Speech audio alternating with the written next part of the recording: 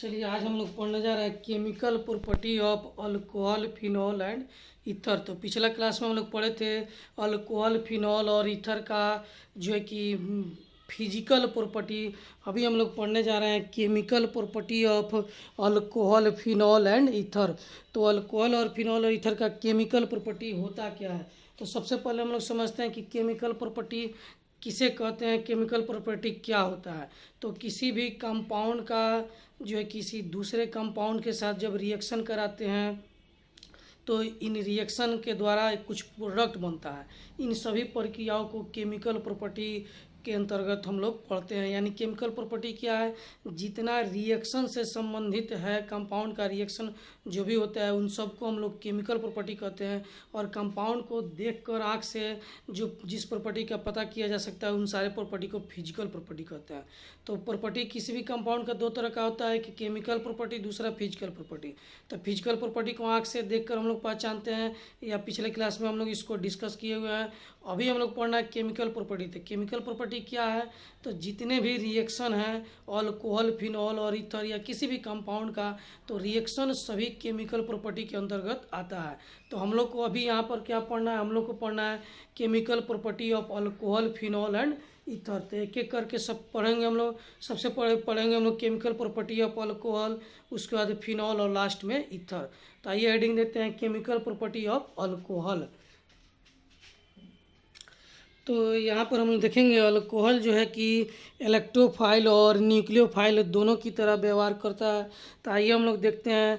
सबसे पहला chemical property है अल्कोहल के बारे में। अल्कोहल के बारे में सबसे पहला केमिकल प्रॉपर्टी क्या है कि it behaves like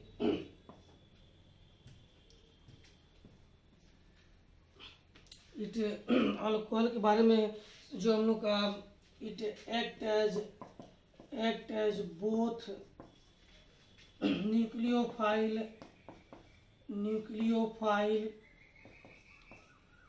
and electrophile. तो अल्कोहल जो कि सबसे पहला प्रॉपर्टी है कि अल्कोहल इलेक्ट्रोफाइल और न्यूक्लियोफाइल दोनों की तरह व्यवहार करता है।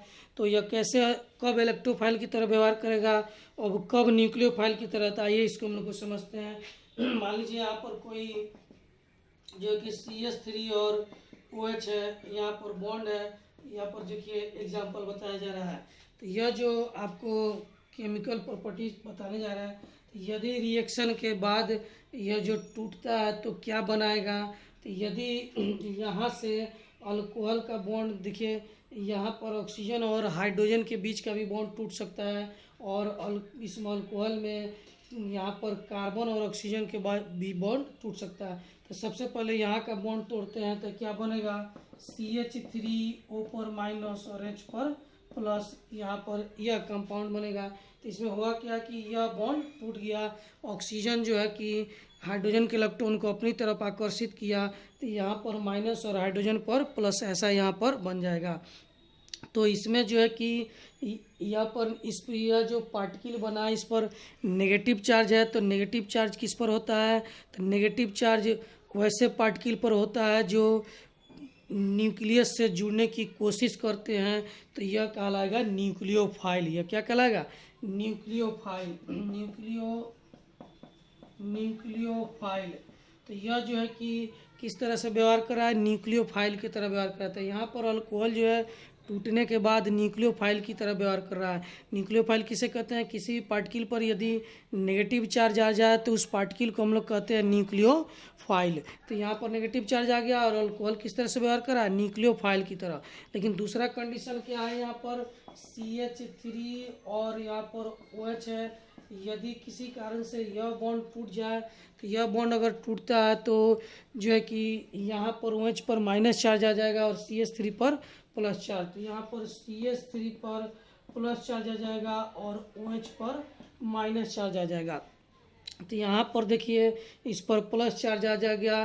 तो यह पर जो प्लस चार्ज आ गया, तो प्लस चार्ज किससे जुड़ता है, तो इलेक्ट्रॉन से जुड़ने की कोशिश करता है, क्योंकि इलेक्ट्रॉन पर माइनस चार्ज होता है। इसीलिए यह सब कहलाता है इलेक्ट्रोफाइल। यह क्या कहलाता है, इलेक्ट्रोफाइल। यह क्या कहलाता है, इलेक्ट्रोफाइल।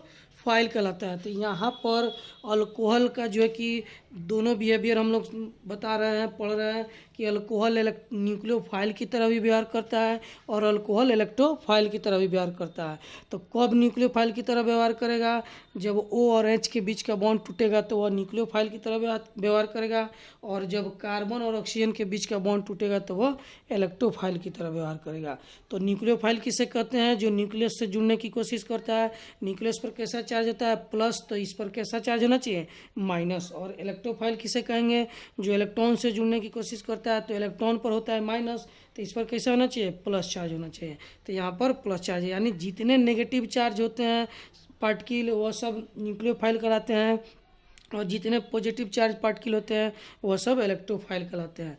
तो यहाँ पर जो आपका अल्कोहल का पहला प्रॉपर्टी है कि यह इलेक्ट्रोफाइल और न्यूक्लियोफाइल दोनों की तरह व्यवहार करता है, उसको यहाँ पर हम लोग एग्जाम्पल के थ्रू प्रूव कर दिए।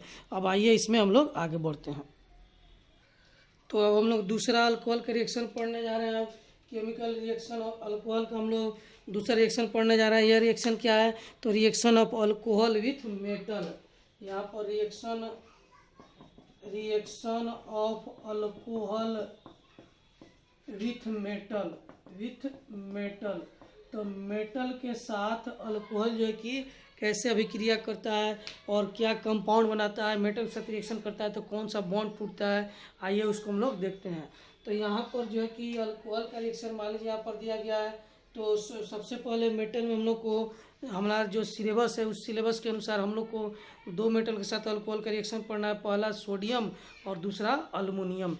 तो पहले सबसे पहले हम लोग चलते हैं पढ़ने विथ सोडियम। किसके साथ पढ़ने चलते हैं? तो लिखते हैं विथ सोडियम। तो सबसे पहला हम लोग पढ़ने जा रहे हैं विथ सोडियम। तो यह जो है कि पहला हो गया विथ सोडियम।